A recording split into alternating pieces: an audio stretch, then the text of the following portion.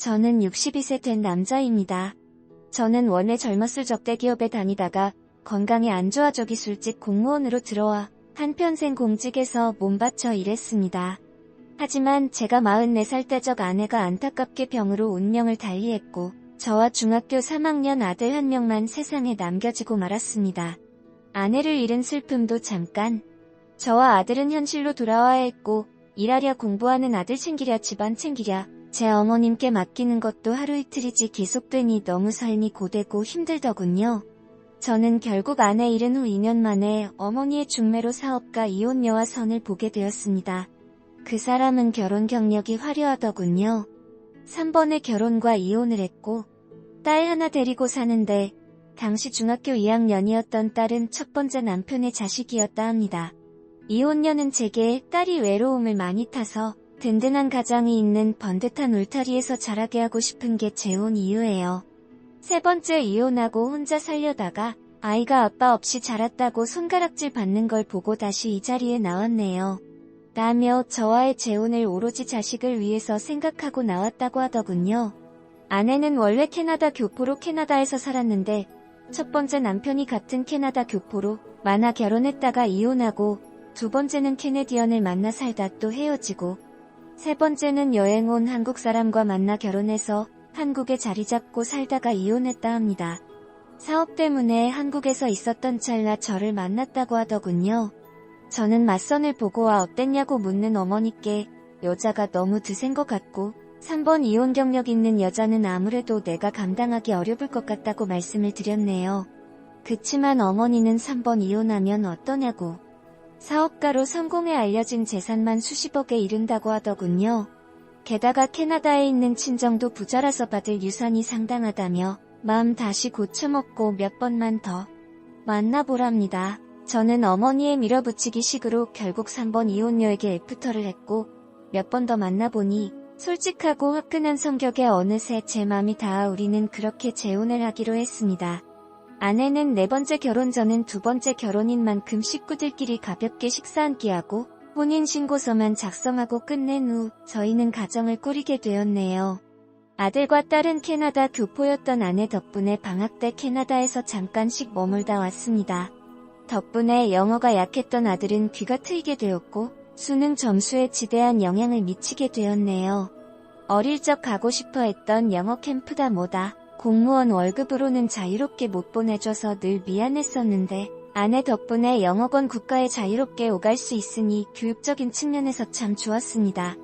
덕분에 아들과 딸 둘만 있는 시간들이 많이 사이도 좋아졌고요. 늦게 만났지만 부침성 좋은 딸 덕분에 친남매 이상으로 어찌나 붙어 다니던지 그걸 보는 부모로서도 참 마음이 놓이더군요. 아들은 아내의 재력 뒷바라지 덕분에 중위권에서 상위권으로 성적이 뛰어올라 제법 잘 알려진 명문대에 진학하게 되었고 딸 역시 들어가기 어렵다던 특목고를 입학하게 되었습니다. 아들은 딸의 공부를 곧잘 봐줬고 딸은 그런 아들을 점점 더 따랐습니다. 그런데 대학을 갔는데도 아들이 여자친구 하나 없자 아내는 엄마의 마음으로 한 소리 하더군요. 아들, 요새 연애 한번 못해본 숙맥들이 어딨어? 젊은 시절 한 명이라도 더 만나봐야지 사람 보는 눈 키워져서 결혼도 잘하는 거야. 우리 아들 잘생기고 매너 좋아서 여자들 붙을 것 같은데 엄마 친구 또래 딸들 많은데 소개시켜줄까?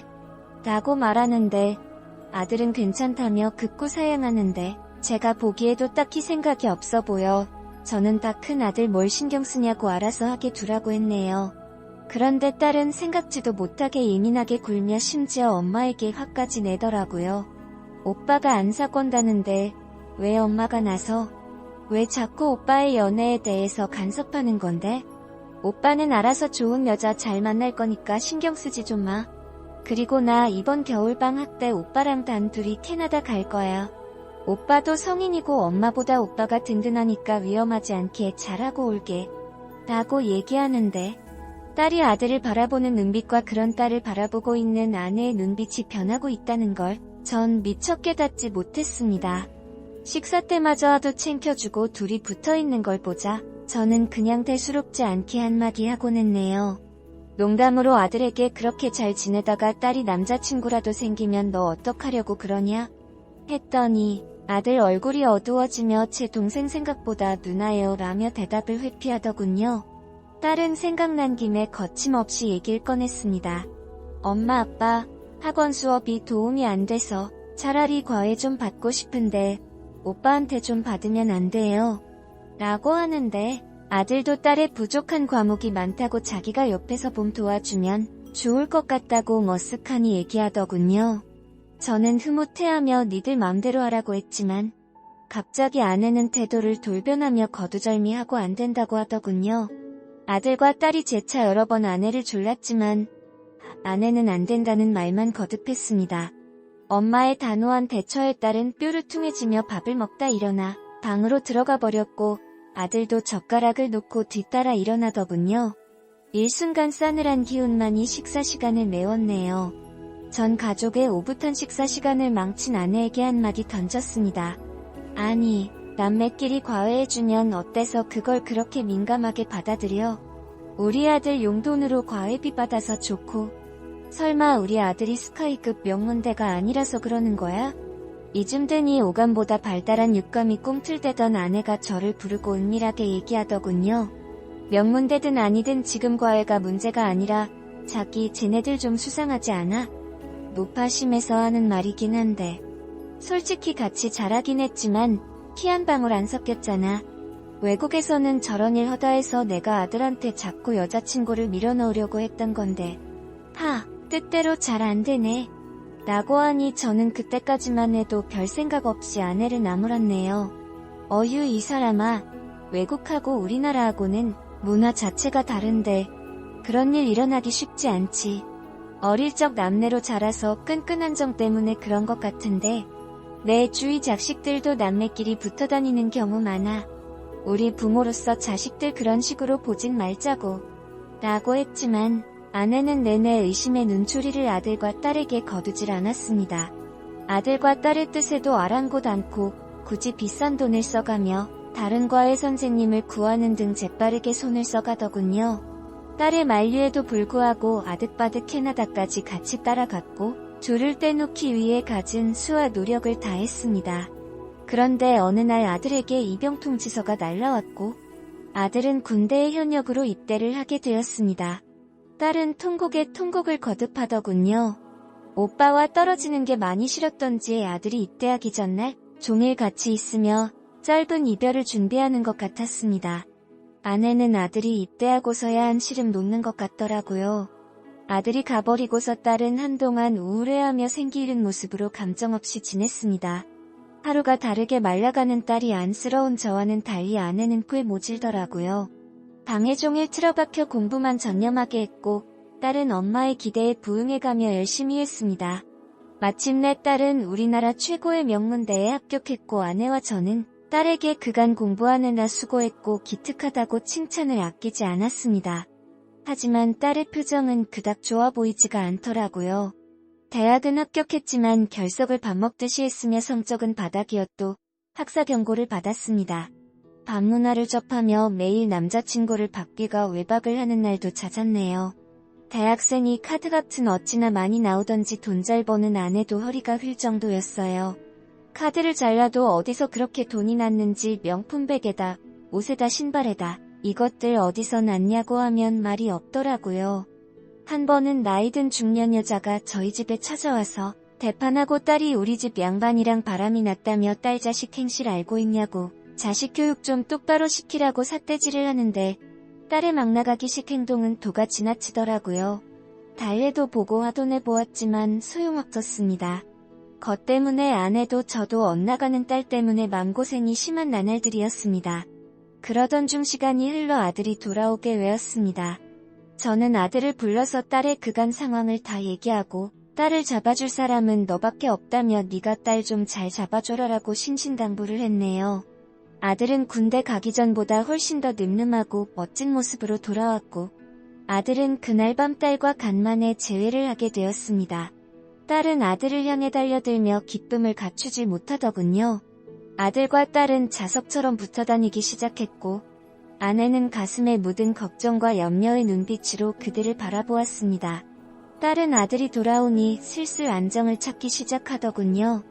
아들과 여지없이 붙어 다니며 다시 학교 생활을 잘하기 시작했습니다. 딸은 아들과 있으면서 점점 더 예뻐지고 아름다워졌습니다.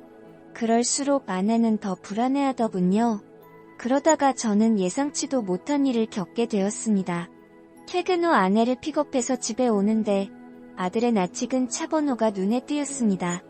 저는 반가운 맘에 녀석이 지금 집에 돌아오는구나 싶어 연락을 해보니 지금 어디냐고 물은 제 말에 취업 공부 때문에 친구들이랑 스터디룸에 왔다고 했습니다. 뭔가 이상했습니다. 분명 제 앞에 있는 차는 아들의 차가 분명한데 왜 거짓말을 하고 있는지 모르겠더군요. 저는 얼떨결에 알겠다고 끊었고 수상하다는 아내의 독촉에 아들의 차를 미행하게 돼버렸습니다. 아들의 차를 미행하고 있는데도 얼마나 떨리던지요. 정말 아내가 늘 가슴속 염두에뒀던 그 불안감이 현실이 될까 저 역시 두려웠습니다.